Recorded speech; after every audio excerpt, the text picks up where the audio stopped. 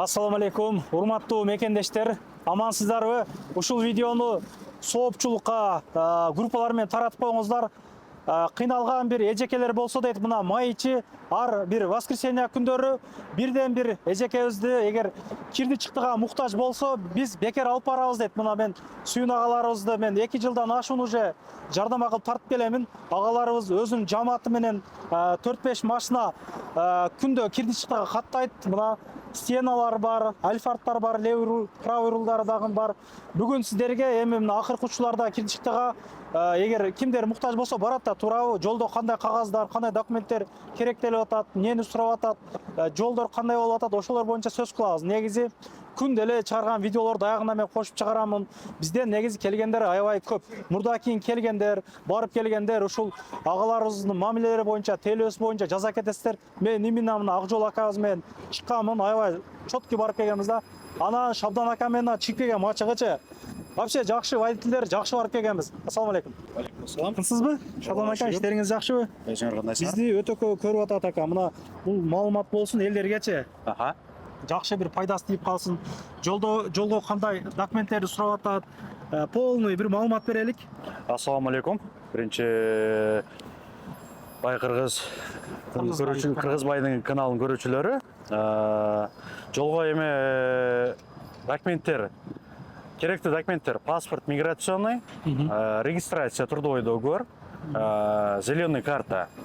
Вот, ошолор болсо чыгып келсеңер, эч кандай эч жерде акча төлөбөйсүңөр, смело чыгып келесиңер. Вот. Эгер кагаздарыңардын мөөнөтү өтүп кеткен болсо, аны жолго келиштирип жасап беребиз.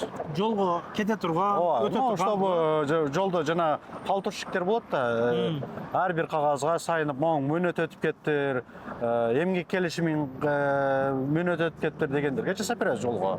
А так Аллага шүгүр барып келататтар. Көк карта мындай болуш шартпы же алсыз деле мындай эптеп барып келсе болобу? Эми зеленый картага келсек, зеленый картада 2 жерде токтотот. Өз негизи 2 жерде токтотот. Ошол эгер токтотуп калса 500 рубльден берилет. Ачык эле мындай. Ачык эле, реально. 500 рубльден 2 жерде берилет. Эгер токтотпой калса бул Алладан бул. Бул Алладан. Жакшы. Анан кайсы жолдор менен барып келип атасыңар? Булактын жолдорго чыкса өзүнчө бир услуга болуп калат дейт. Кандай болуп атат сиздерде? Эгер 2 жол бар, бирөөсү түп-түз эле М5 менен жүрөбүз, а экинчиси М90 менен жүрөбүз. М90 менен жүргөнүбүздө биз 200 км алыс жүрөбүз, алысыраак. А бирок 600 км менттерге тийбей барабыз. Менттерге тийбей барабыз. Ачык эле. Вот. Ошондо М5 менен барсак түп-түздө ал жерде токтото берип, жанагындай жолго чыгаттар, бекер отургандан алар кичине болсо да тийиштек деп чыгаттар. Сөзүн ачык эле. Ошолор токтото берип, ар бир документти мөөнөттү көптүр же мунун базасы жок, ана мына деп баштап атат. Эми смотря кээде клиенттердин документтери бүтүп барып так болот. Ака же ука айдай бер, могу жолго мен өзүм жооп беребиз деп бесплатно мен айдайбыз. Аллага шүгүр бесплатно мен деле сонун барып келип атабыз. А кээде мына регистрациясынын мөөнөтү жок же базасы жок, ана ошондойлор чыгып калат. Ошолор айтат, бизге платкага сал, биз платка менен бир айлы ошол тынчыраак дейт. Анан мына өзбек туугандар, тажик туугандардан бизди көрүп калат. Аларга кандай документтер сурап атат жолдо? Эң туура айттың. Өзбек туугандар болсо, өзбек туугандар булар жанагындай патент менен жүрүшөт алар. Патент менен жүрүшөт, анан регистрациясы түгөп калат. Эгер патент менен жүргөн эмелер, коркпой келе бересиздер. Патентиңиздердин эгер срок өтүп кеткен болсо, жана чеги түгөп калган болсо, чегини жолго жардам берип жасап беребиз. Регистрация деле то же самое, да? Эгер өтүп кеткен болсо, аны колдон келишинче жолго жардам беребиз. Анан негизи биз рекламаларда чыкпай туруп, эгер чогорунда же башкада болгон болсоңор, базадан текшерип берет деген сөздөр азыр деле болуп атабы? Болуп атат. Жарабай калса, болуп. Кире албай кала турган болсо, жүрө бер деп деп айтпасыңар дегендей да? Жок, эгер черный спискада болсоңор, аны текшерип беребиз. Эгер кээ бирлер айтат да, мени черный спискадан текшерип бергиле, мен мына штрафтарым болчу деп. Вот, ошолорду гана текшерип беребиз. Анан кээ бирлер айтат, мен келгениме 2 жыл болуп калды, мен черныйда болуп калышым мүмкүн дейт. Анан сурап келесиң да, штрафың барбы, же нарушениең бар, нең бар десең, эчтемкем жок, просто келгениме 2 жыл болуп калды. ошону текшерип бербейсиңерби деп. Макул, алар да текшерип берейик, просто ага да убакыт кетет. Ал жак кичине платный болуп калат. Ал жагы ооба, платный болот, эми ооба, платный болот, бирок кичине күтүш керек болуп калат. 2 күндөй күтүп каласың. Кээде инспекторлор бар да, эмелерчи текшерип бергендерчи, алар сразу эле текшерип берет, кээде убактысы кичине созулуп кетет. Вот. Кирүү чыгуу кандай болуп атат негизи? Кирүү чыгуу кам азыр данное время эки эме болуп атат. Бирөөсү Саратовская область, бирөөсү Самара.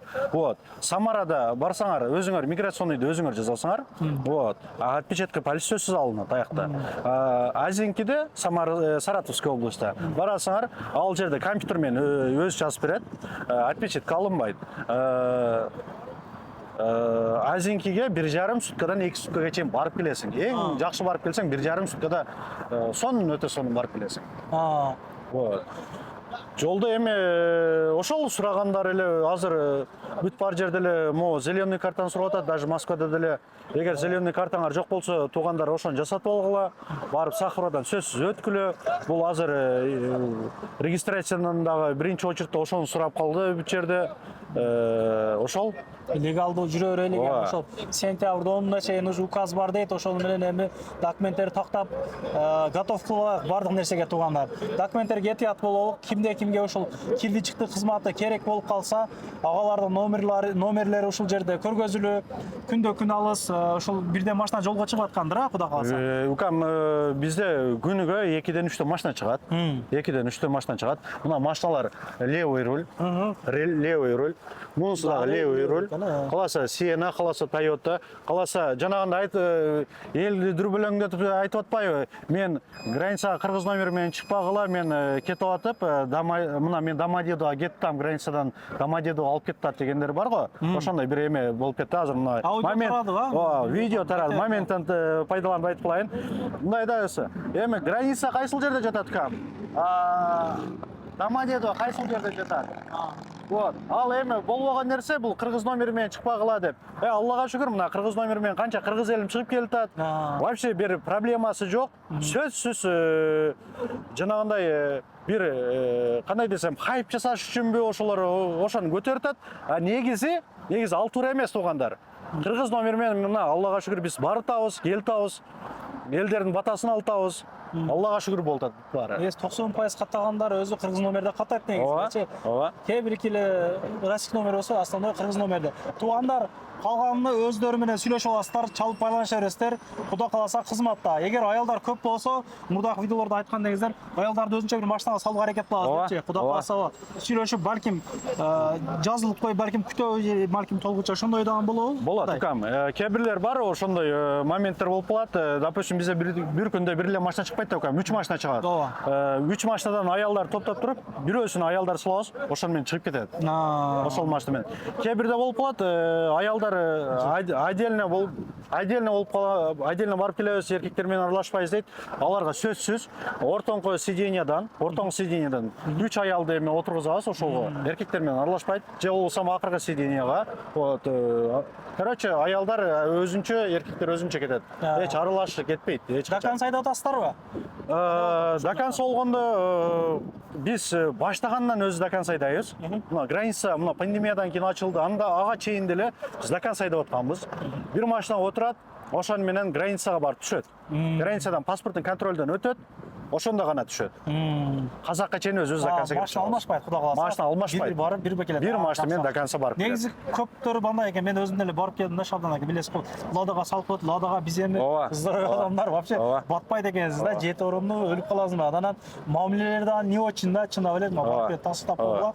Ошондой. Туугандар, ишиңиздерге ийгилик, каналыбызга катталып коюңуздар. Бул видео Кудай кааласа сооптуу иштер болот. Мына 4 эжекени кыйналган, жардамга муктаж аял кишилерди гана 4 ушул майчы толку ошо воскресенье күндөрү алып барып келебиз деп атат. Агаларга байланыша бересиздер. Көрүшкөнчө, ассалому алейкум. Жакшы күндөр жолугалык.